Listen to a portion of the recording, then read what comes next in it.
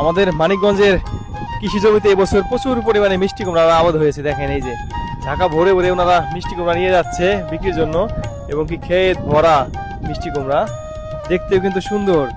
কিন্তু এবছর দাম অনেকটাই কম। এবছর কি দামে বিক্রি করতেছেন ভাই? 7 টাকা 8 টাকা কেজি।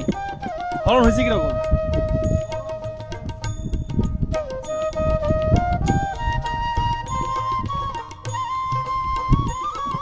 ঢাকা ভরে ভরে মিষ্টি কুমড়া ওনারা নিয়ে যাচ্ছেন।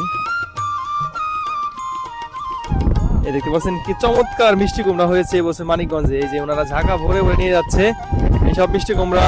ঢাকা কারণ বাজার, বাইপাইল, মানিকগঞ্জ বিভিন্ন জায়গায় পাইকারি বিক্রি হয়।